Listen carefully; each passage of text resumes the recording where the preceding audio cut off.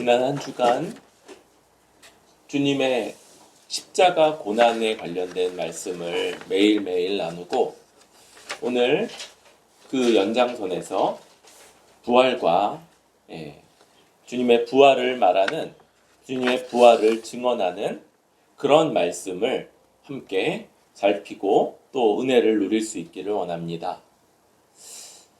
오늘 이 마가복음 16장의 이 1절부터 8절까지의 등장인물, 주된 등장인물은 3명의 여인인데요.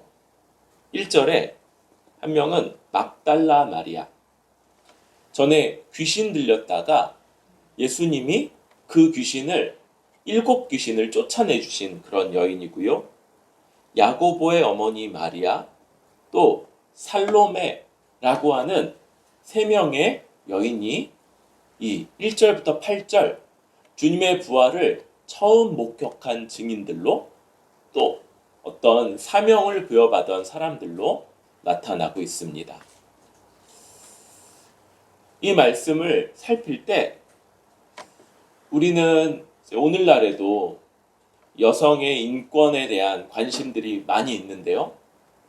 사실 그 당시에 비교할 때는 지금은 우리와 상상도 할 수 없을 만큼의 큰 격차를 갖고 있는 그러한 시대, 그러한 배경하에서 이 말씀을 봐야 하는 것이죠. 당시의 여성들은 법정에서 증언할 수 없었습니다. 여성들의 발언은 신빙성 있는 신뢰할 만한 증언으로 여겨지지 않았던 것이죠. 그런데 이 여인들이 이 예수님 부활의 첫 목격자들로서 이렇게 제시되고 있는 것이지요. 이 여인들은 안식일이 지남에 예수님께 향품을 바르고자 해서 그것을 사다가 미리 준비해 두고 그리고 안식 후 첫날 매우 일찍 해도 들 때 무덤으로 가고 있는 모습을 봅니다. 당시에 이 아주 존경하는 사람을 위해서는 그 시신에 향품과 모략을 바르는 것, 이런 것들이 그 존경의 의미를 담고 있었어요. 그런데 예수님이 금요일 정오 12시에 십자가에 매달리시고 3시가 됐을 때 큰 소리를 지르시면서 사망하셨죠. 그리고 몇 시간 뒤에 해가 졌기 때문에 해가 지면서부터는 안식일이 시작되고 그래서 이 여인들이 장례할 수 있는 시간이 너무 짧아서 충분히 그들의 사랑과 또 존경의 마음을 표현하는 이런 예물을 바르는 일을 할 수 없었던 것이지요. 그래서 이들은 그 향품을 준비해 놨다가 부활 후 안식 후 첫날, 그러니까 안식일인 토요일이 지나고 이제 토요일 밤부터 안식 후 첫날이 되었는데 그때는 어두워졌기 때문에 길을 다니기 어려웠고요. 이제 동이 터오자 가장 빠른 시간에 이 무덤으로 달려가서 그들의 사랑과 존경을 담아서 예수님의 시체에 그 준비한 향품을 바르고자 하는 마음, 열심을 가지고 달려가고 있는 것이지. 그런데 이 모습은 2가지 문제점을 갖고 있습니다. 하나는 이렇게 준비한 향품을 들고 사랑과 존경의 마음을 가지고 예수님을 향해서, 예수님의 무덤을 향해서 달려가면서 이들이 말하고 있는 바가 있어요. 3절 같이 한번 읽어볼까요? 시작. 서로 말하되 누가 우리를 위하여 무덤 문에서 돌을 굴려주리오 하더니, 이 당시에는 자연적으로 생겨난 많은 굴들이 있었고 그 굴에 시체를 안치하고 거기에 돌로 문을 봉하고 이런 방식으로 이 무덤을 만들었던 것들, 그런 문화였는데 이들이 예수님의 장례에 대해서 봤을 때 그 무덤에다가 예수님의 시체를 안치하고 나서 거기에 큰 돌을 굴려서 그 무덤 문을 막았던 것이죠. 그것을 다 목격했는데 이 여인들이 아주 체계적이고 또 질서 있는 그런 방식으로 뭔가 일을 하는 사람들이었다면 먼저 그 무덤 문에서 큰 돌을 굴려줄 사람이라든지 방법을 모색한 다음에 갔을 텐데 마음이 먼저인 것이죠. 순수하고 착하지만 아주 대책 없는 여인들.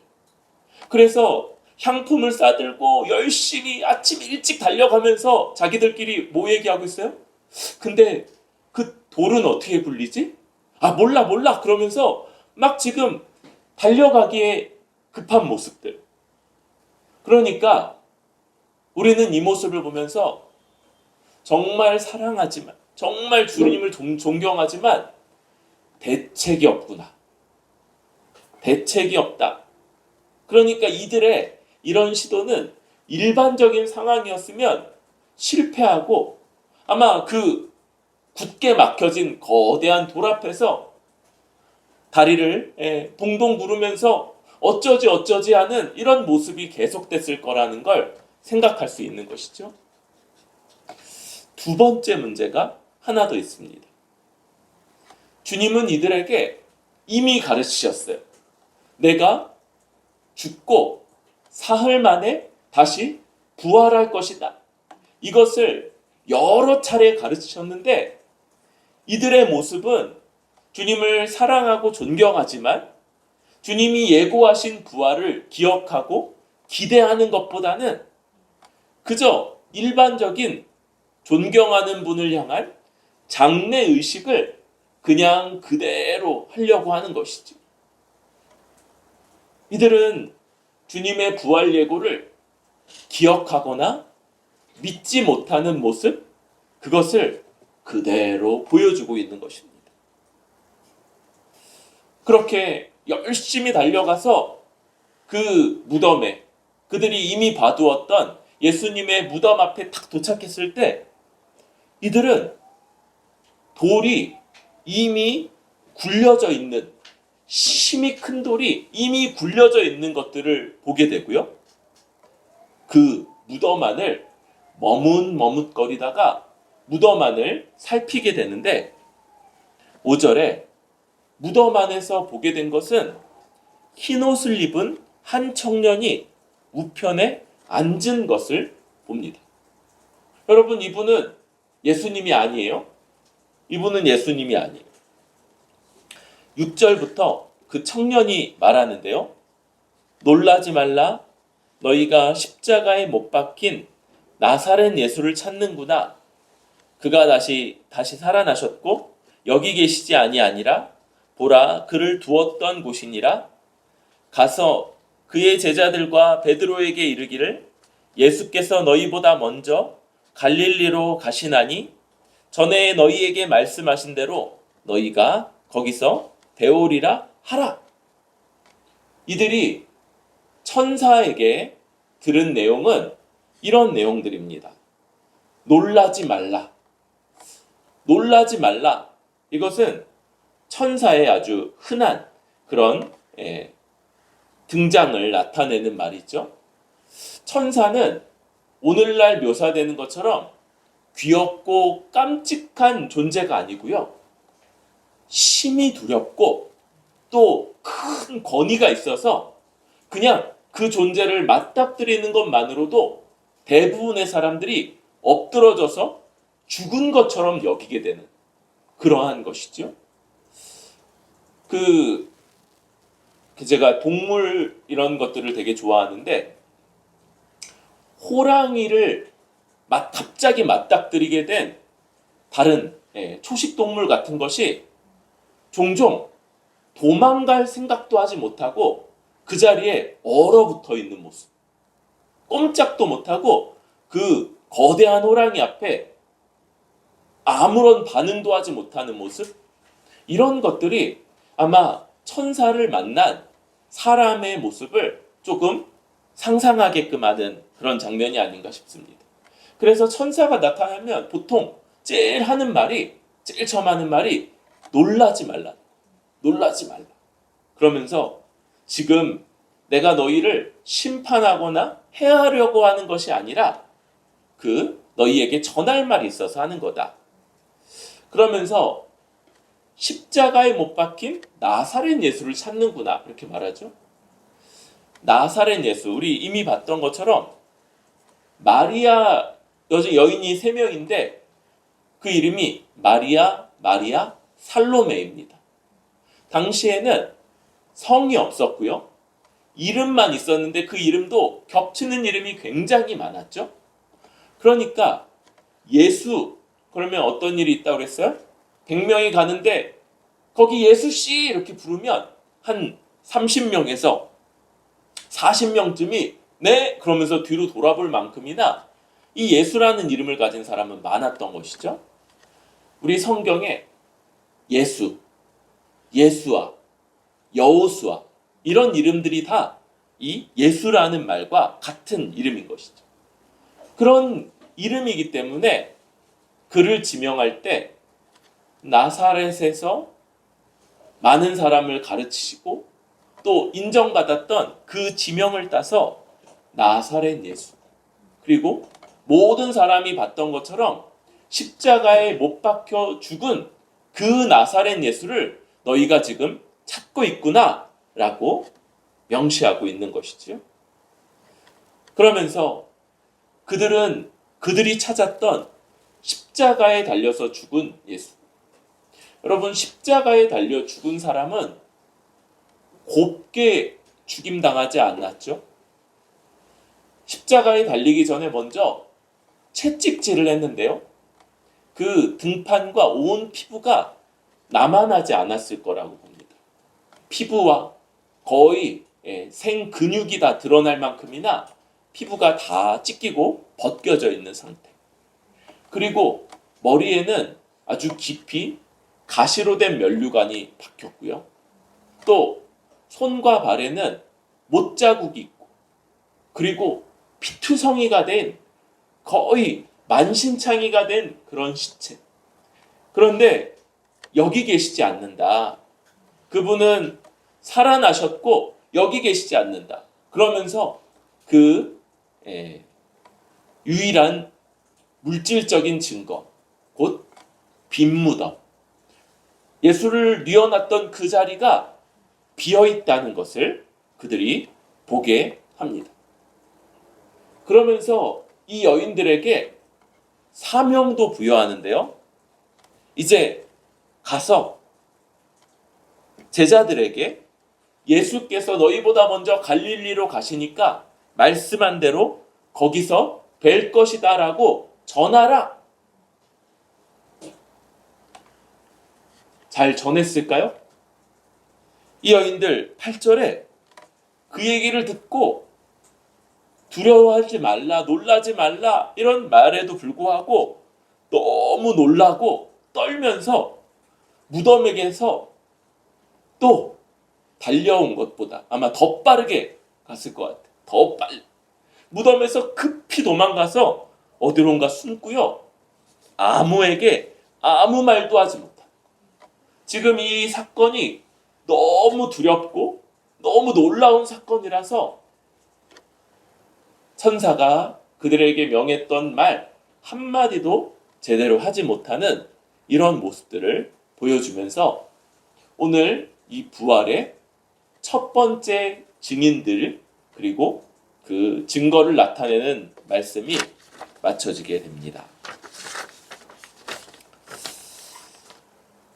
이 말씀은 우리에게 이 말씀이 전혀 가공되지 않은, 전혀 꾸며지지 않은 그 말씀 그대로 벌어진 사건 그대로의 일인 것을 우리에게 확신하게 해주는 그런 말씀이에요. 누군가가 이 당시에 예수님이 부활했다는 것을 모든 사람이 믿게 하고자 그 말씀을 꾸며냈다면 가장 먼저 첫 증인으로 여성들을 내세우지 않았을 거라는 거예요. 이미 말씀드렸던 것처럼 여성들은 신빙성 있는 증언을 할 수 있는 존재라고 여기지 않았던 시대입니다. 여성들이 등장한다는 것부터, 더군다나 이 여인들은 아주 일관되게 그들의 사람들에 대한, 사람들이 그들을 바라보는 인식과 같이 신빙성 있고 또 믿을 만한 모습으로 나타나지 않는 거예요. 사랑과 또 존경이 가득하지만 아무런 대책도 없는 모습. 또 두려워하고 떨면서 천사가 그들에게 시킨 것조차도 제대로 하지 못하는 그런 모습들을 그대로 보여주고 있습니다. 여인들만 그러는 것이 아니라 나중에 11절에 나오는 제자들의 모습도 그들은 예수께서 살아나셨다는 것과 마리아에게 보이셨다는 것을 듣고도 믿지 아니하니라. 제자들 역시도 이 여인의 증언을 듣고도 믿지 않았다라고 말하면서 이 부활의 사실이 꾸며지지 않았고 한 가지 그 증거, 무덤이 분명히 비어 있었다는 것을 보여주면서도 이것이 그만큼이나 믿기 어려웠던 내용이라는 것을 우리에게 나타내 줍니다. 여러분, 부활에 관한 첫 이야기, 첫 증거와 증언들은 이렇게 지극히 담백하게 전혀 꾸며져 있지 않은 사실 그대로의 이야기를 전달하고 그를 통해서 오히려 우리에게 신뢰성을 더해주고 있습니다. 여러분, 그들도, 그것을 직접 본 여인들도, 그 얘기를 전해 들은 제자들도 우리와 같이 부활을 믿는 것이 쉽지 않았다. 오히려 이들이 나중에 예수님을 직접 보고도 그 못자국을 만져보고 또 손을 넣어보지 않고는 내가 믿지 않을 것입니다라고 말할 만큼이나 부활은 믿기 어려웠던 사실이죠.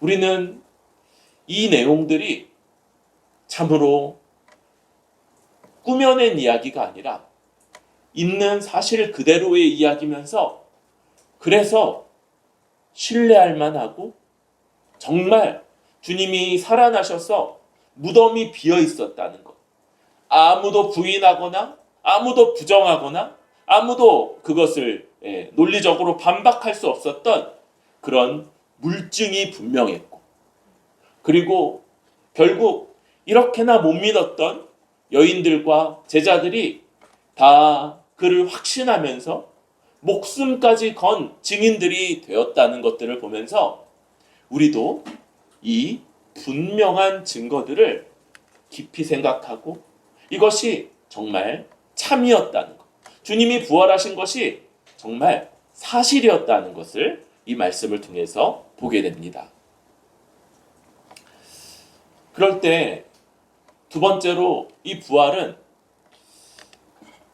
주님의 십자가에 달려 죽으신 나사렛 예수에 대한 것이죠. 부활은 먼저 주님이 죽음을 통해서 그 목적하신 바를 성취했다는 것을 보여줍니다.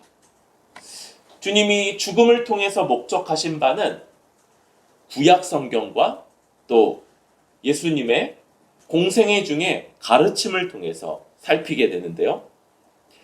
시편 16편 10절은 이렇게 말합니다. 이는 주께서 내 영혼을 스올에 버리지 아니하시며 주의 거룩한 자를 멸망시키지 않으실 것임이니이다. 구약에서 주님을 신뢰하는 자, 주님을 믿어 온전히 의지하는 자를 그 영혼을 스올에 버리지 않고 거룩한 자를 멸망시키지 않을 거다라는 약속이 주어져 있는 것.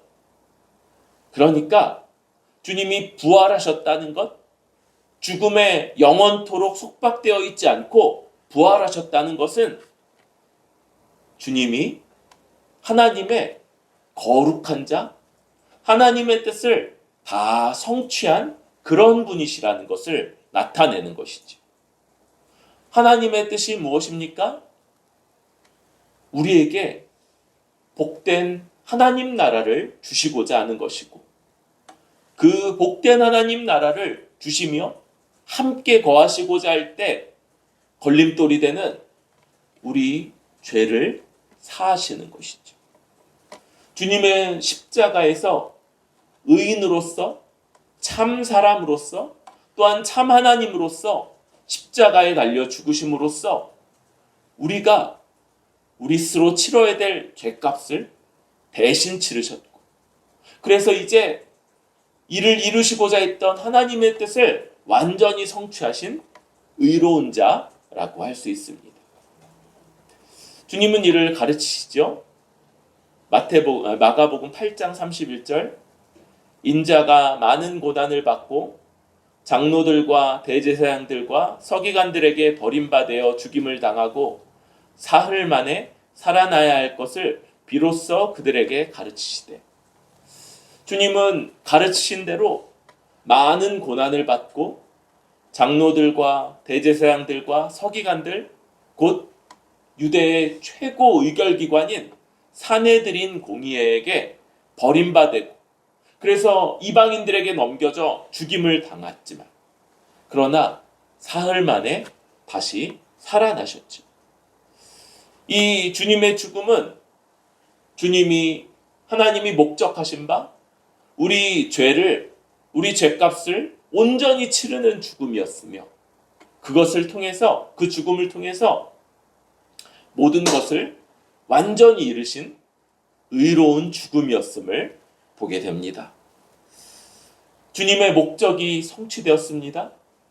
이제 우리는 더 이상 우리 죄를 놓고, 우리 죄값을 놓고 두려워하거나 또 그 죄값 때문에 쩔쩔매는 사람들이 아니라 주님의 십자가 죽음과 이제 그 죽음이 목적한 바를 성취했음을 나타내는 부활을 통해서 우리는 우리의 죄 문제가 해결되었고, 하나님이 더 이상 우리 죄에 대해서 진노하지 않으시며 오히려 아무 죄가 없는 자, 완전히 의로운 자로 우리와 함께 교제하신다는 것을 보여주는 것, 그것이 주님의 부활이며 주님의 부활이 가르치는 바인 것을 기억하고 믿고 살아가야겠습니다. 마지막으로 세 번째로, 이 부활은 거기서 멈추지 않죠. 주님의 십자가 죽음으로 우리 죄값이 다 치러졌다는 것에서 멈추지 않습니다. 하나님은 우리 믿는 자가 이제 주님과 하나로 연합되어서 주님께 벌어진 일들이 우리에게도 참이 되게 하시는 거예요. 주님께 어떤 일이 벌어졌습니까? 십자가 죽음과 부활이 벌어졌어요.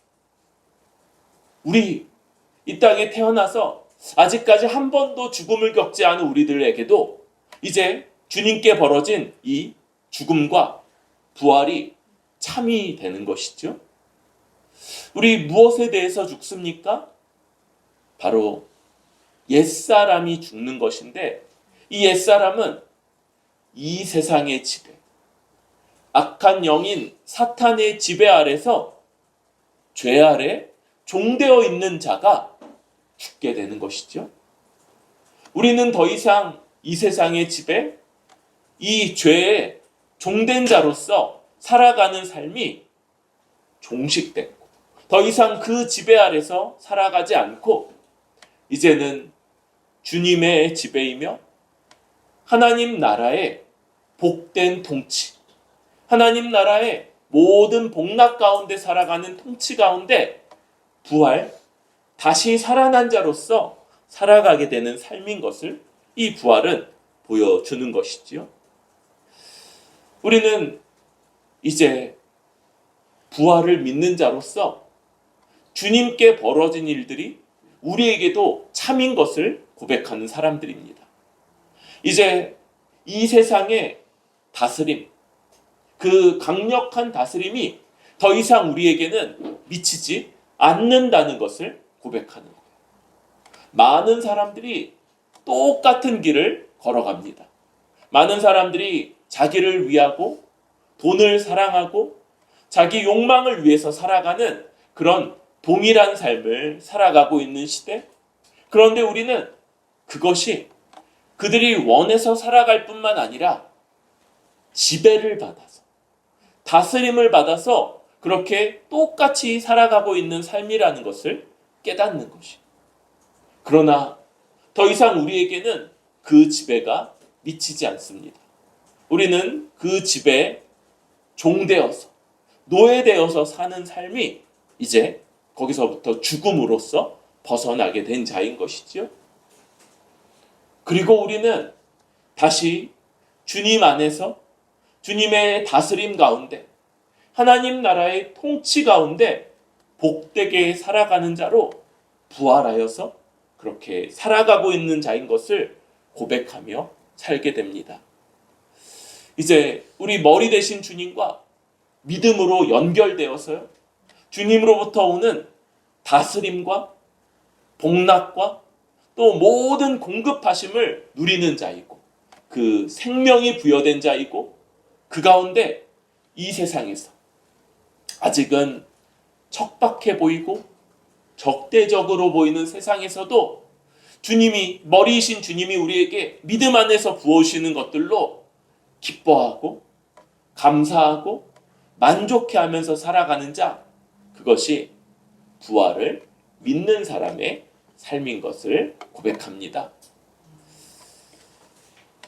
우리는 부활주일마다 다시 이 말씀을 대하고 바라봐야 될 것이, 부활의 첫 증인들, 그들은 우리보다 훨씬 더 믿기 쉬웠을 거다, 그렇게 생각하는 것이 아니라 오히려 그들조차도 믿지 못했던 놀라운 일을 우리에게 이 차분하게 꾸며지지 않게 담담하게 말하는 이 말씀을 통해서 우리에게 아주 신빙성 있게 이 부활의 사실을 전하고 있고, 우리는 이 말씀과 이 말씀을 믿도록 도우시는 성령님의 은혜 가운데 이 말씀을 굳게 붙잡고 이제 십자가에서 주님이 죽으시면서 성취하신 모든 것들이 완성되었고, 이제 우리는 세상의 지배에서 벗어나 하나님 나라의 복된 통치 아래 살아가는 그런 사람들이라는 것을 다시 한번 기억하고 또 고백하는 그런 주일, 우리 뿌리 깊은 교회 모든 지체들 될 수 있기를 소망합니다.